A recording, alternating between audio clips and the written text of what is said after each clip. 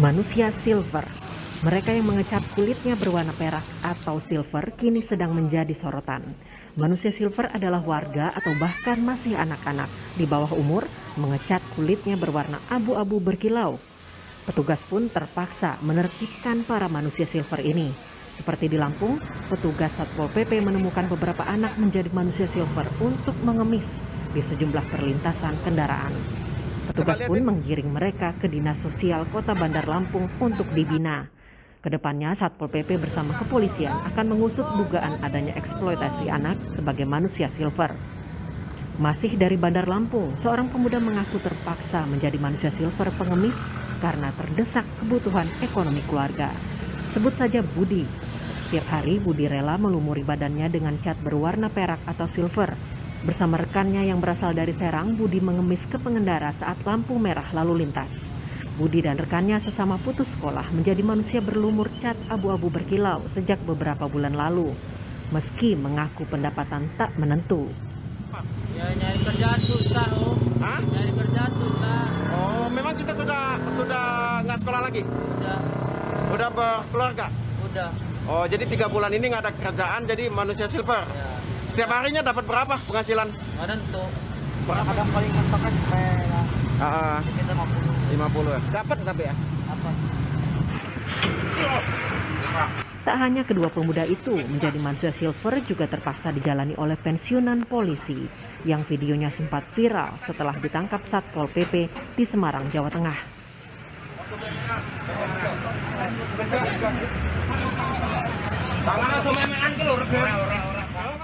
Pada akhirnya, purnawirawan polisi tersebut mendapat bantuan bahan pokok dari Polrestabes Semarang dan Polda Jawa Tengah. Ia pun dijanjikan memperoleh pekerjaan sebagai petugas keamanan. Di Tangerang Selatan bukan anak-anak, bukan pemuda atau orang dewasa. Ini adalah seorang bayi yang dipaksa mengemis dan badannya dilumuri cat berwarna perak. Bayi silver ini dibawa seseorang untuk mengemis dan sempat viral di media sosial. Petugas pun membawa mereka ke Balai Rehabilitasi Anak Kementerian Sosial.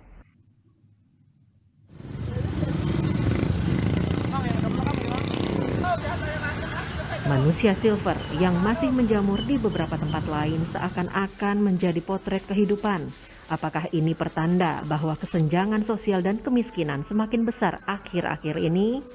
Dan jangan sampai di masa pandemi, warga miskin bertambah miskin. Uluran tangan semua pihak diperlukan, tidak cuek dengan warga yang membutuhkan. Para pejabat dan pihak berwenang pun hendaknya lebih turun gunung melihat kondisi rakyat yang sengsara. Tim Liputan Kompas TV.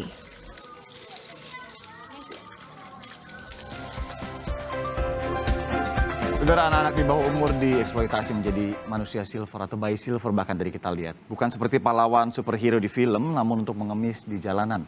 Aksi manusia yang melumuri badannya dengan cat berwarna perak ini sering dijumpai sejak masa pandemi COVID-19. Apakah ini menjadi salah satu potret kemiskinan di Indonesia? Bagaimana menertibkannya? Haruskah ditertibkan dan apa solusi yang dapat diambil demi mensejahterakan para manusia silver? Kami akan membahasnya pagi ini bersama salah satu warga yang menjadikan dirinya manusia silver. Kami terpaksa menyamarkan namanya demi kepentingan identitas. Kita sapa Budi dari Lampung. Mas Budi, selamat pagi. Pagi. Kemudian juga bergabung bersama kita Mas Budi ada sosiolog dari Universitas Indonesia, Ida Ruwaida. Bu Ida, selamat pagi. Selamat pagi, Pak Irianda. Dan Wakil Ketua Komisi 8 Dewan Perwakilan Rakyat Republik Indonesia, Kang Aceh Hasan Syadzili. Kang Aceh, pagi. Oke, Kang Aceh nanti kita sambungkan lagi audionya karena masih agak bermasalah. Saya langsung ke Mas Budi. Kalau begitu Mas Budi, selamat pagi. Terima kasih pagi ini sudah mau bergabung di Sapa Indonesia Akhir Pekan. Mas Budi, kalau boleh tahu dulu sudah berapa lama jadi manusia silver? Kurang lebih 3 bulanan. Oh, belum lama ya berarti ya? Belum. Mungkin Mas Budi bisa cerita awalnya Mas? Diajak atau seperti apa? Diajak sih. Diajak kalau Mas Budi sendiri informasinya dari Serang, Banten ya? Betul ya? Asli dari Bandar Lampung ya. Oh, asli dari Bandar Lampung. Oke. Awal 3 bulan lalu itu kenapa Mas akhirnya memutuskan oke deh mau coba gitu jadi manusia silver? Ya tadinya kan dari sini diajak merantau ke Tangerang sama kawan. Bila udah nyampe sana, cuman dia doang yang kerja gitu. Kita orang gitu antarin berdua. Oke, akhirnya balik lagi ke Lampung ya?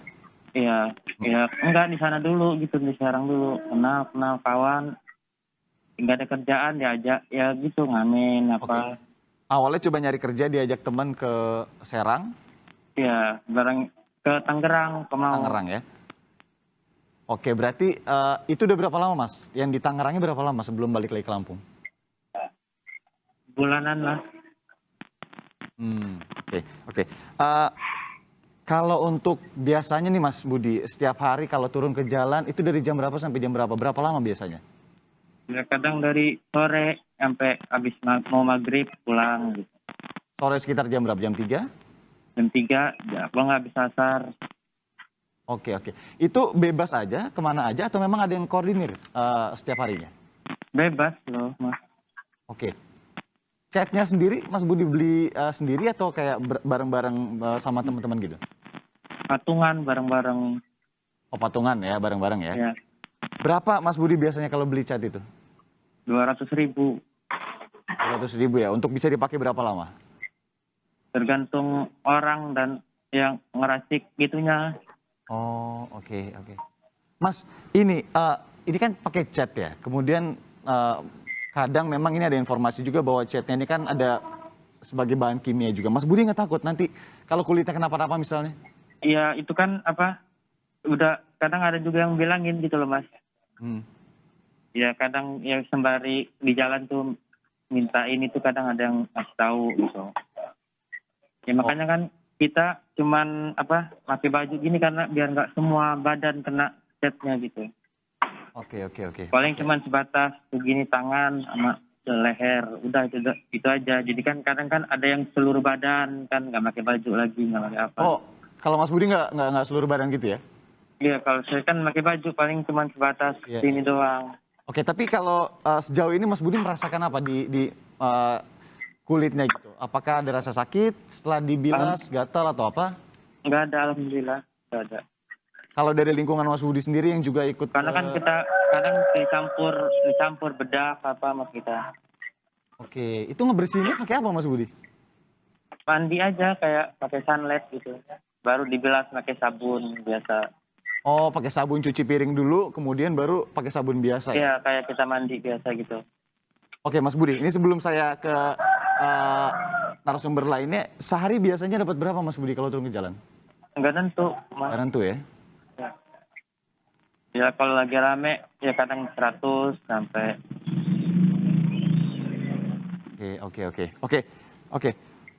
Mas Budi, sedikit sebelum memutuskan untuk jadi manusia silver ini, sebelumnya Mas Budi kerja atau sekolah atau seperti apa?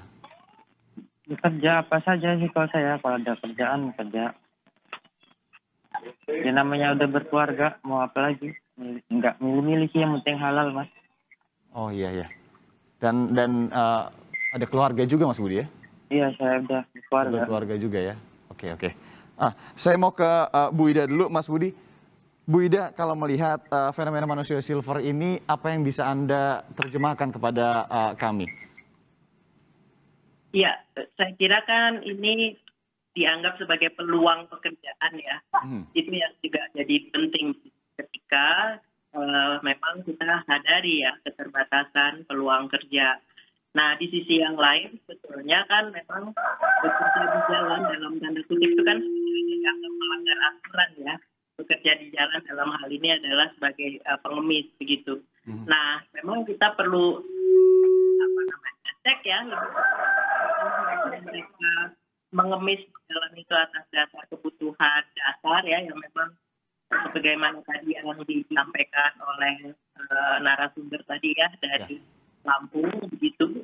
Nah, tapi ada juga yang sebenarnya memang sudah karena kebutuhan yang besar seperti itu. Jadi kalau kita bicara tentang kemiskinan, pengemis dan juga manusia silver itu tidak otomatis ada korelasi yang positif kalau menurut saya gitu. Oke, Kang Aceh mungkin mau berikan opini dulu dari terkait dengan manusia silver ini? Iya, ya pertama tentu saya sebagai komisi di DPR RI yang membidangi sosial prihatin ya bahwa masih banyak masalah-masalah sosial COVID-19 yang masih melanda yang berimplikasi dampaknya terhadap kehidupan sosial masyarakat gitu ya. Nah, yang kedua memang menurut saya mesti ada langkah-langkah yang konkret yang bisa dilakukan dalam mengantisipasi atau mengatasi masalah seperti yang dihadapi saat ini, yaitu salah satunya fenomena manusia silver. Ini menurut saya memang masalah yang tidak bisa hanya sekedar sifatnya karitatif, tetapi harus dicari akar persoalannya, terutama dalam hal bagaimana mengatasi kemiskinan ekstrim yang ditimbulkan dari dampak pandemi COVID-19 ya. Nah, karena itu saya kira memang mesti ada sinergitas ya antara pemerintah pusat dan pemerintah daerah di dalam menyelesaikan masalah seperti ini. Sebetulnya kan fenomena manusia silver ini ya saya kira sama dengan yang minta-minta ya di jalanan gitu ya, dan profesi-profesi yang lain yang memang selama ini sering terjadi di masyarakat kita gitu ya. Oke, Kang Aceh, kita tahan dulu. Kembali ke Mas Budi. Mas Budi masih bergabung ya? Iya. Oke, Mas Budi, kalau untuk hari ini sendiri rencana nanti akan turun ke jalan jam berapa? Sore. Sore ya. Mas Budi, mungkin ada cerita nggak sih selama 3 bulan ini pengalaman di jalan, pernah ada razia atau mungkin ditegur Satpol PP atau seperti apa? Ya, kalau di daerah Lampung sih paling kemarin ditegur kalau mau keluar agak siang gitu. Terus tertib, jangan minta, jangan memaksa, jangan apa gitu. Oke. Begini, Mas Budi kan juga sudah berkeluarga begitu ya. Iya. Hasil penghasilannya kan nggak tentu. Tadi kan Mas Budi bilang mungkin bisa 100.000, belum lagi nanti harus patungan untuk beli catnya. Dan sebagian pastinya diberikan ke keluarga juga ya. Iya. Oke. Buat bayar kontrakan. Iya, keluarga sendiri tahu Mas Budi turun ke jalan sebagai manusia silver? Nggak tahu. Oh, nggak tahu? Iya. Oke. Mas Budi, apa harapan ke depan nih? Mungkin ini kan kita lagi di pandemi COVID-19 juga, mungkin Mas Budi juga tadi cerita udah cari kerja, cuman belum dapat, kemudian sempat juga ditipu oleh rekannya di Tangerang. Harapan ke depan mungkin Mas Budi? Ya, harapan ke depan ya kita kan nggak mau begini selamanya. Kalau ada kerjaan yang lebih baik ya kita berharap kerja lah. Ya, karena ngedesak aja kan kita begini karena ngedesak.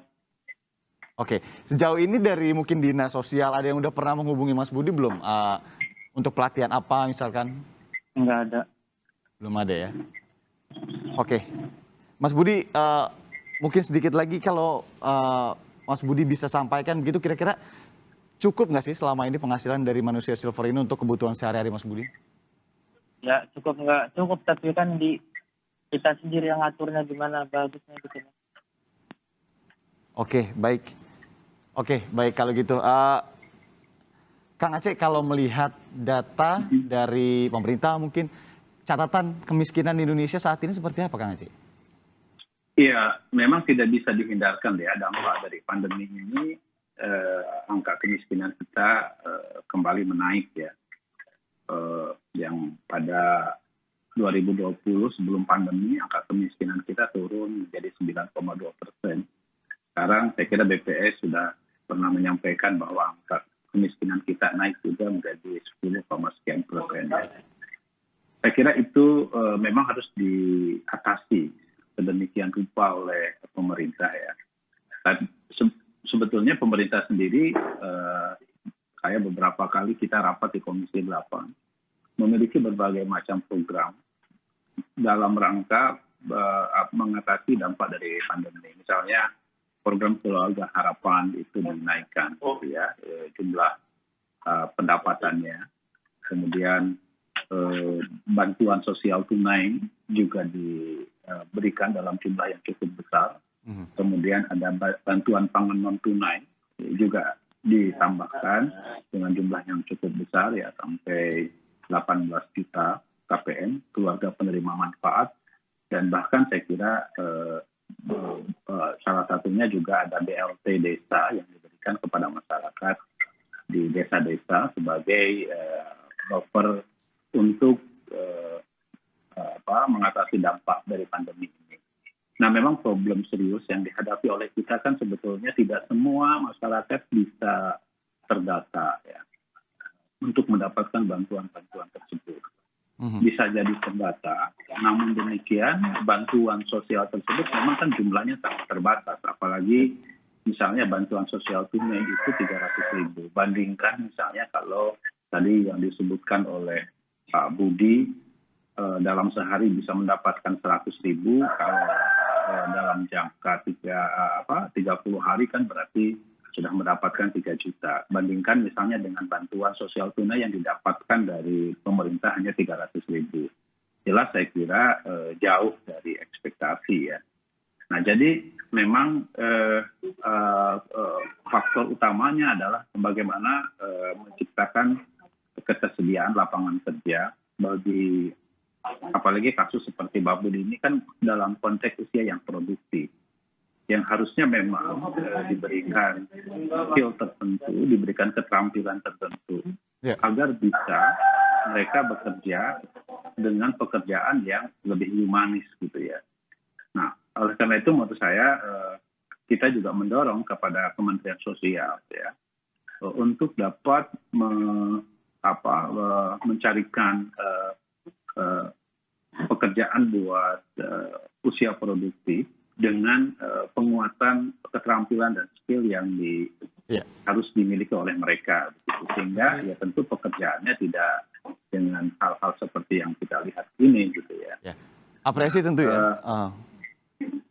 Ya Kang Aceh, apresiasi tentu banyak program yang juga sudah direncanakan, tapi mungkin pendataan dan distribusi ini diharapkan juga tepat sasaran, karena itu juga menjadi salah satu kendala ya kita tahu belakangan. Nah, Kang Aceh dan Bu Ida, kita masih akan lanjutkan ngobrol-ngobrolnya, tapi kita harus pamit dulu sama Mas Budi. Mas Budi, terima kasih ya sudah mau disapa oleh Sapa Indonesia Akhir Pekan pagi ini, sudah mau berbagi setidaknya sedikit informasi kepada kita semua. Mas Budi, terima kasih. Oke, kita akan lanjutkan, saudara. Jangan kemana-mana, tetap di Sapa Indonesia Akhir Pekan. Usai jeda, kami akan masih berbincang dengan Kang Aceh, Hasan Syazili, dan juga Bu Ida. Jangan kemana-mana. Anda masih bersama kami di Sapa Indonesia Akhir Pekan. Saudara, kita masih terhubung dengan Ibu Ida dari Universitas Indonesia, seorang sosiolog. Kemudian juga ada Wakil Ketua Komisi 8 DPR RI, ada Kang Aceh Hasan. Kang Aceh, saya ke Bu Ida dulu deh. Bu Ida, apa yang bisa Bu Ida cermati tadi kan dari fenomena manusia silvernya, tapi ini kalau melihat dari pendataan kemudian distribusi bantuan yang kita tahu ya banyak sebenarnya ini yang turun di masa pandemi COVID-19 ini, Bu Ida. Iya, saya kira ini jadi catatan penting sebetulnya, mungkin juga bisa disampaikan langsung juga oleh Pak ya, sebagai wakil Komisi 8 ya. Karena pendataan ini memang masih menjadi persoalan besar ya, akurasi datanya, termasuk beberapa waktu lalu kan kita juga terinformasikan bahwa ada data fiktif ya yang terkait dengan penerima bantuan sosial. Nah, ini yang kemudian perlu dicermati, justru kita khawatir kelompok yang disebut sebagai KPM yang memang memenuhi syarat dan membutuhkan bantuan itu sebetulnya malah tidak mendapatkan atau tidak punya akses terhadap bantuan tersebut gitu ya. Karena kami juga pernah bicara dengan salah satu Pemda kabupaten gitu ya. Ternyata mereka harus mengeluarkan dana Pak Aceh untuk mengembangkan data penduduk miskin ya. Saya kira memang jadi catatan penting. Ya. Kang Aceh, mungkin ada tanggapan terkait dengan distribusi bantuan, kemudian juga pendataan. Adakah evaluasi yang juga bisa disoroti oleh Komisi 8, Kang Aceh? Ya, memang salah satu masalah serius ya, dan saya kira harus terus-menerus dibenahi adalah soal pendataan ya, dan juga soal distribusi. Memang kami juga banyak menemukan kasus di mana gagal salur dari bantuan sosial itu ditemukan.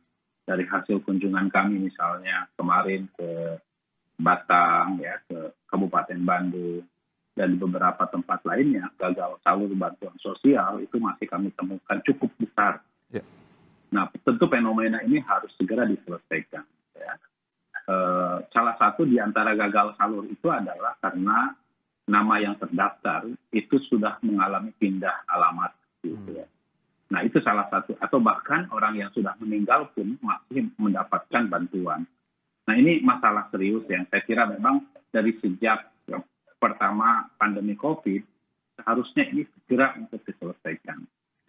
Nah, tentu masalah utamanya adalah bahwa ini tidak hanya bisa diselesaikan oleh pemerintah pusat, tetapi juga perlu sinergitas dengan pemerintah daerah. Ya. Harus dipastikan bahwa dinas sosial di daerah ya, untuk dapat menyelesaikan proses pendataan tersebut dengan sebaik-baiknya, dengan cara misalnya fenomena manusia silver ini kan sebetulnya mudah untuk dideteksi karena setiap saat kita bisa melihat di perampatan lampu merah mereka bekerja dengan cara seperti itu. Yang tentu yang kita khawatirkan adalah faktor kesehatan mereka. Betul. Kita bisa bayangkan mereka di tengah terik matahari kemudian memakai atau dicat dengan cat silver. Belum lagi menghilangkan catnya juga tadi pakai sabun. Iya, tentu dia tiap hari harus membasuh atau menghilangkan catnya tersebut. Kemudian besoknya harus memakai itu lagi. Tentu ini kan, ya mohon maaf ya, tidak manusiawi tentu ya. Nah, ini harus diselesaikan ya dengan cara ya bagi anak-anak muda seperti kasus Pak Budi ini kan bisa diberikan skill ya. Skill-skill tertentu yang mungkin mereka bisa disalurkan ya melalui program-program bantuan sosial yang lain yang lebih produktif sehingga mereka bisa mandiri gitu ya. Itu yang sebetulnya kami juga selalu dorong kepada masyarakat agar ya memang kita perlu kreativitas ya perlu termasuk juga saya kira di tengah seperti sekarang ini kita harapkan pemerintah yang di level yang paling bawah dari mulai pemerintah desa gitu ya untuk bisa melihat atau mendeteksi persoalan-persoalan seperti manusia silver ini lalu dicarikan solusinya. Menurut saya program bantuan pelindungan sosial yang diturunkan oleh pemerintah pusat maupun pemerintah daerah itu sudah sangat cukup banyak ya. Tinggal persoalannya adalah bagaimana memastikan agar efektivitas program bantuan sosial tersebut termasuk juga program misalnya bantuan untuk pelaku usaha, ya, kredit usaha dan lain-lain itu bisa betul-betul diberikan kepada masyarakat. Mungkin hal yang sangat penting saya kira dari kasus yang disampaikan oleh Budi tadi adalah soal keterbatasan akses mereka untuk mendapatkan informasi terhadap bantuan-bantuan sosial tersebut atau stimulan-stimulan tertentu ya dalam konteks mengatasi kemiskinan seperti yang dihadapi dalam kasus Budi ini. Gitu. Oke, Kang Aceh. Bu Ida, jangka panjangnya, kalau melihat jangka panjangnya, kalau Anda melihat efeknya seperti apa kalau manusia silver ini terus dibiarkan juga begitu ya. Selain memang tadi kan ada efek kesehatan kalau Kang Aceh sempat garis bawah yang juga harus dikhawatirkan begitu ya. Tapi secara bermasyarakat seperti apa sih dampak jangka panjangnya begitu? Ya, saya kira kita bicara tentang manusia silver itu hanya salah satu cara ya untuk tampil bagaimana mereka kemudian mengetuk hati orang untuk kemudian iba. Karena bentuk-bentuk lain juga sebetulnya dilakukan oleh para pengemis kan gitu ya. Nah, jadi manusia silver ini kalau menurut saya dalam tanda kutip sebetulnya satu bentuk ya yang kemudian bisa beberapa waktu ke depan bisa berganti modus. Saya kira saya melihatnya dengan aspek seperti itu. Tapi kan isu mendasar yang sebetulnya adalah kenapa mereka masih tetap ada di jalan yang menarik dari paparan yang tadi kan kalau pemerintah misalnya dalam konteks ketertiban mereka hanya disampaikan kan tadi hanya ditegur dan itu menurut saya mengindikasikan betapa sebetulnya negara dalam hal ini juga menyadari bahwa terjadi keterbatasan peluang pekerjaan, sehingga kalaupun misalnya melakukan ketertiban melarang itu kan tidak bisa menawarkan pekerjaan ya. Nah, meskipun di sisi yang lain sebetulnya Pak Budi tadi mengakui bahwa keluarganya tidak mengetahui. Nah, ini kan mengindikasikan ada rasa malu sebetulnya. Nah, jadi ini yang jadi penting sebetulnya. Mengemis di jalan itu bukan satu profesi atau pekerjaan, tapi kemudian itu dianggap sebagai pendapatan. Tadi kita juga tahu bahwa sebetulnya pendapatannya lumayan kan 50 sampai 100 ribu. Kalau dibandingkan itu ya Pak Aceh ya dengan besar bantuan, saya kira meskipun sudah mendapatkan bantuan, saya meragukan juga apakah mereka tidak akan turun di jalan sebagai pengemis dalam berbagai bentuk yang manusia silver, manusia gerobak, yang lainnya. Termasuk dalam hal ini adalah anak itu yang sebetulnya juga kami prihatinkan. Bu Ida, saya kira ya, Anda melihatnya kalau kita lihat juga beberapa hari lalu kan ada penertiban juga tentu dari Dinas Sosial, dari Pemda setempat begitu ya. Itu langkah yang sudah tepat, apa ada langkah lain lagi yang Anda lihat dari perspektif sosiolog ini bisa menyelesaikan masalah-masalah ini? Ya, kalau kami secara sosiologis melihatnya ini sebetulnya itu bukan hanya sekedar masalah sosial ya, kami menyebutnya ini masalah societal, ada isu struktural gitu.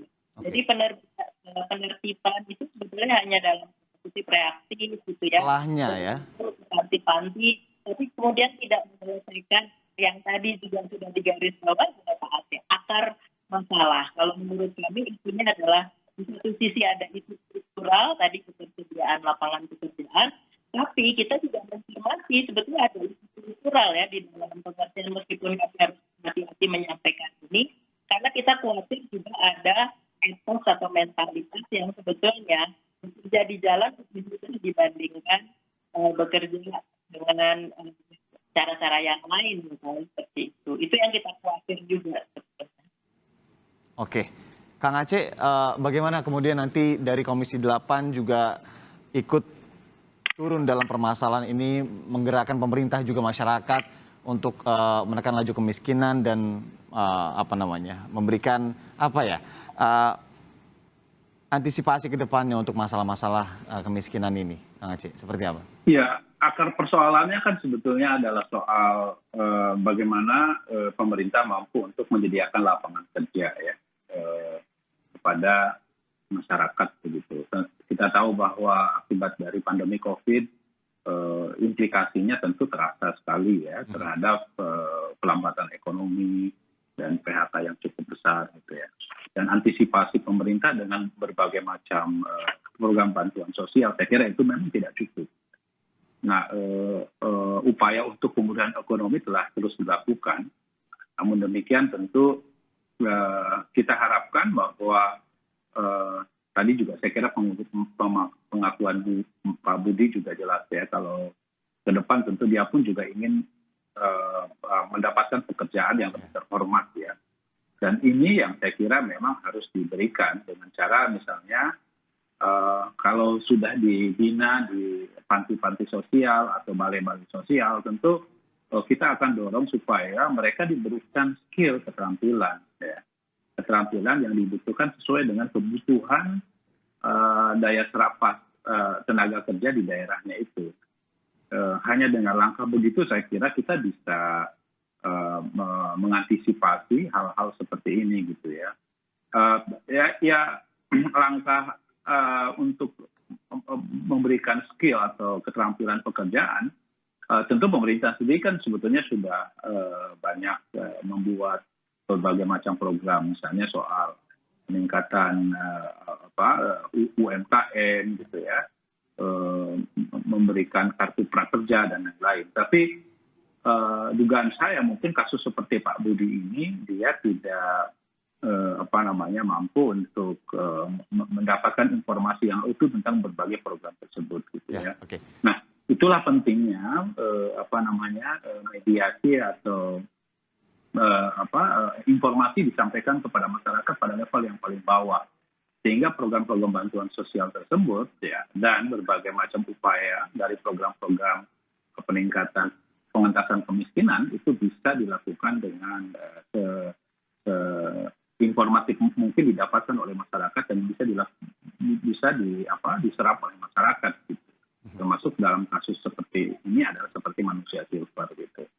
Tadinya saya menduga awalnya manusia silver itu adalah ekspresi kebebasan aja gitu ya, tetapi kok lama-lama seperti pada umumnya manusia gerobak, manusia yang minta-minta di yang juga mengkhawatirkan beberapa pemberitaan ke belakang juga kita lihat dari lapangan ini sudah ada anak bayi juga begitu Kang Aceh ya. Ya tentu ini jatuhnya jadi eksploitasi lama-lama kan? Lah makanya itu yang kasus yang misalnya kita temukan di Tangerang Selatan tadi informasi mengeksploitasi anak bayi untuk menunjukkan rasa kasihan. Ya, saya kira kalau itu sih menurut saya harusnya tidak ditoleransi. Anak itu nggak boleh dieksploitasi seperti begitu ya. Apalagi itu bukan anaknya sengaja dipinjam gitu untuk kepentingan eksploitasi ekonomi. Saya kira kalau soal itu saya kira harus diberikan pembinaan ya, supaya jangan sampai anak dieksploitasi untuk kepentingan apalagi dengan cara-cara seperti itu. Itu sangat mengganggu sekali terhadap. Itu kita harapkan ya, tentu kita harapkan program-program pemerintah sudah banyak, kemudian juga nanti dipantau oleh DPR, tapi ini juga bisa tepat sasaran seperti apa yang Bu Ida sampaikan tadi. Kang Aceh Hasan Syadzili, Wakil Ketua Komisi 8 DPR RI, kemudian juga ada Ibu Ida Ruwaida, sosiolog dari Universitas Indonesia. Terima kasih pagi ini sudah mau berbagi dengan Sapa Indonesia Akhir Pekan. Salam sehat selalu. Terima kasih. Terima kasih.